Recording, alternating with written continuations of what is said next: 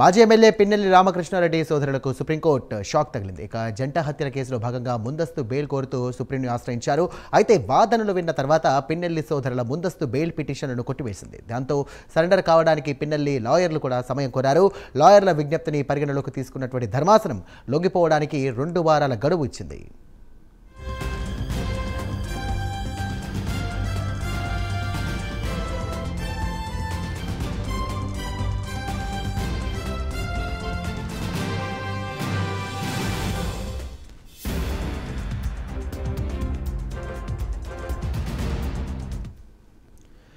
మాజీ ఎమ్మెల్యే పిన్నెల్లి రామకృష్ణారెడ్డి సోదరులకు సుప్రీంకోర్టులో షాక్ తగిలింది. ఇక జంట హత్యల కేసులో ముందస్తు బెయిల్ కోరుతూ సుప్రీంను ఆశ్రయించారు. అయితే వాదనలు విన్న తర్వాత పిన్నెల్లి సోదరుల ముందస్తు బెయిల్ పిటిషన్లను కొట్టివేసింది కోర్టు. దీంతో సరెండర్ కావడానికి పిన్నెల్లి లాయర్లు సమయం కోరారు. లాయర్ల విజ్ఞప్తిని పరిగణలోకి తీసుకున్నటువంటి ధర్మాసనం లొంగిపోవడానికి 2 వారాల గడువు ఇచ్చింది. ఇదే అంశానికి సంబంధించి మరిన్ని డీటెయిల్స్ అందించడానికి మా కరెస్పాండెంట్ రవికృష్ణ సిద్ధంగా ఉన్నారు. రవికృష్ణ, చెప్పండి.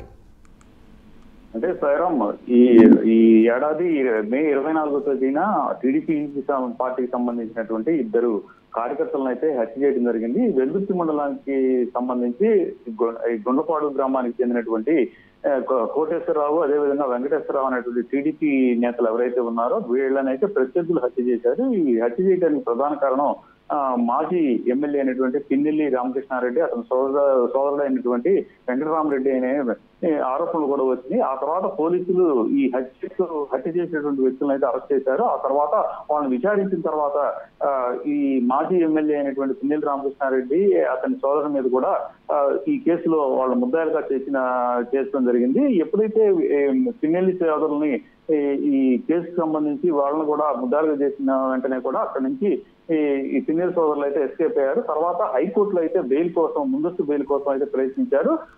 హైకోర్టులో బెయిల్ ఇవ్వకపోవడంతో సుప్రీంకోర్టును కూడా ఆశ్రయించారు. సుప్రీంకోర్టు అయితే ఒకనొక దశలో అయితే వీళ్ళకి నాట్ సరెండర్ అనేటువంటి ఈ బెయిల్ ఇచ్చే ముఖ్యంగా కూడా ఉన్నటువంటి సందర్భంలో ఏపీ గవర్నమెంట్ తరఫున అయితే పూర్తి స్థాయిలో కూడా అక్కడైతే మాత్రం వాదనలు వినిపించి కౌంటర్ అయితే చేయడం జరిగింది. ఎందుకంటే ఒక హత్య కేసుకు సంబంధించినటువంటి ముద్దాయిలు ఎవరైతే ఉన్నారో వాళ్ళని విచారించకుండా ముందస్తు బెయిల్ ఇవ్వడం సరికాదని చెప్పి వాదనలో వినిపించినట్టుగా దాన్ని అంగీకరించినటువంటి సుప్రీంకోర్టు అయితే మాత్రం దీనికి ఈ హత్యకు సంబంధించి హత్య కేసులో ముద్దాయిలుగా ఉన్నటువంటి వీళ్ళిద్దరూ కూడా పోలీసుకి సరెండర్ కావాలని చెప్పడం జరిగింది. ఈ నేపథ్యంలోనే ఈ రోజు జరిగినటువంటి ఈ సుప్రీంకోర్టు ఇచ్చినటువంటి ఏదైతే ఈ తీర్పు ఉందో దీనికి సంబంధించి ప్రధానంగా కూడా సరెండర్ కావడానికి కొంత గడువు కావాలని పిన్నెల్లి సోదరుల తరఫున వాదిస్తున్నట్టు లాయర్ అడిగినటువంటి సందర్భంలో సరెండర్ కావడానికి 2 వారాలు టైం ఇచ్చారు. ఈ 2 వారాల లోపు పోలీసుల ముందు లొంగిపోవాల్సిన పరిస్థితి అయితే ఉంటుంది.